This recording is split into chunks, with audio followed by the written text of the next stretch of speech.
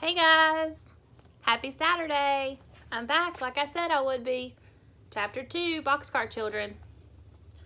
It's called Night is Turned into Day. And if you hear some crazy boys running around, it's because my boys are in the background in the next room playing and they're pretty hyped up. So just ignore it. Soon the children left the town and came to a road. The big yellow moon was out and they could see the road very well. We must walk fast, said Henry. I hope the baker and his wife don't wake up and find us gone. They walked down the road as fast as they could. How far can you carry Benny? Asked Violet. Oh, I can carry him a long way, replied Henry. But, Jessie said, I think we could go faster if we woke him up now. We could take his hands and help him along. Henry stopped and put Benny down. Come, Benny, he said. You must wake up and walk now. Go away, Benny said. Let me try, said Violet. Now, Benny, you can play that you are a little brown bear and are running away to find a nice warm bed. Henry and Jessie will help you and we'll find a bed. And here's a picture of the kids walking down the street at night by themselves. Don't try that. Benny liked being a little brown bear, and so he woke up and opened his eyes. Henry and Jessie took his hands, and they all went on again. They passed some farmhouses, but the farmhouses were dark and quiet. The children did not see anyone. They walked and walked for a long time. Then the red sun began to come up. We must find a place to sleep, said Jessie. I'm so tired. Little Benny was asleep, and Henry was carrying him again. The other children began to look for a place. At last, Violet said, Look over there. She was pointing at a big haystack in a field near a farmhouse. A fine place, Violet, said Henry.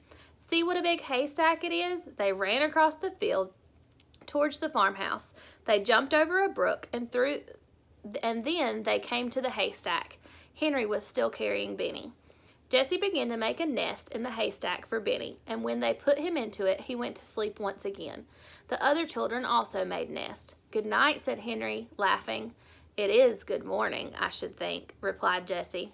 We sleep in the day and we walk at night. When it is night again, we'll wake up and walk some more.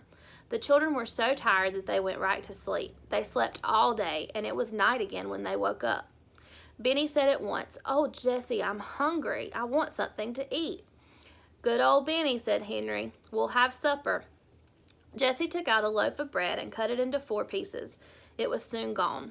I want some water, begged Benny. Not now, said Henry. You may have some water when it gets dark. There is a pump near the farmhouse. But if we leave the haystack now, someone will see us.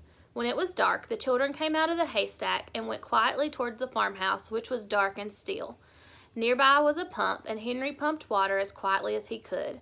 He did not even wake up the hens and chickens. I want a cup, said Benny.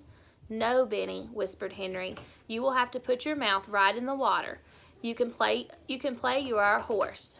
This pleased Benny. Henry pumped and pumped, and at last Benny had all the water he wanted. The water was cold and sweet, and all the children drank. Then they ran across the field towards the road. If we hear anyone, said Jessie, we must hide behind the bushes. Just as she said this, the children heard a horse and cart coming up the road. Keep very still, Benny, whispered Henry. Don't say a word. The children got behind the bushes as fast as they could, for they did not have much time to hide. The horse came nearer and began to walk up the hill towards them. Then the children could hear a man talking. It was the baker. I wonder where those children went, he said. I don't think they could walk that far. And here's a picture of the baker and his wife. And they realize the kids are missing, so they're out to look for them. I don't feel like they could have walked as far as Silver City. If we don't find them in Greenfield, we'll go home. Yes, answered his wife. I do not want to find them anyway. I don't like children, but we must try a little longer. We will look for them in Greenfield, and that's all.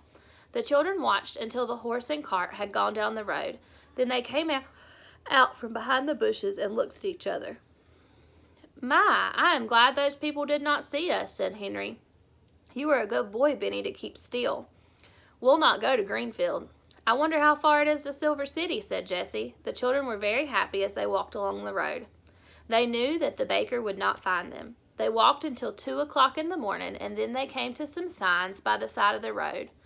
The moon came out from behind the clouds, and Henry could read the signs. Silver City to the right, Greenfield to the left.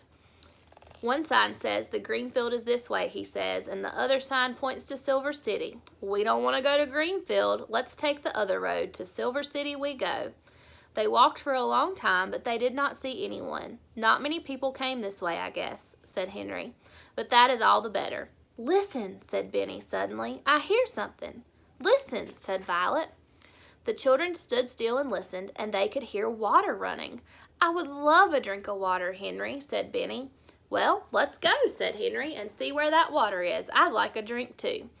Soon the children saw a drinking fountain by the side of the road. Oh, what a fine fountain this is, said Henry, running towards it. See the place for people to drink up high, and a place in the middle for horses, and one for dogs down below. All the children drank some cold water. Now I want to go to bed, said Benny. Jessie laughed. You can go to bed very soon. Henry was looking down a little side road which had grass growing in the middle of it. Come, he cried. This road goes into the woods. We can sleep in the woods. This is a good place, said Jessie as they walked along. It is far away from people. You can tell that by the grass in the road, and it will be near to the drinking fountain, said Violet. That's right, cried Henry. You think of everything, Violet. It's almost morning, remarked Jessie, and how hot it is. I'm glad it's hot, said Henry, for we must sleep on the ground. Let's find some pine needles for beds. The children went into the woods and soon made 4 beds of pine needles. I hope it's not going to rain, said Jessie as she lay down. Then she looked up at the sky. It looks like rain, for the moon is gone behind the clouds. She shut her eyes and did not open them again for a long time.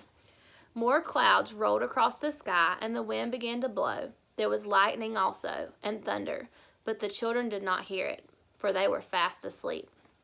All right, guys, so that's the end of chapter 2. So they're in the woods, sleeping on a bed of pine needles. Can you imagine at your age with you and your siblings in the woods on a bed of pine needles? I think it's going to be a great mystery. Chapter 3 is a new home in the woods. So that's what we have to look forward to on Monday.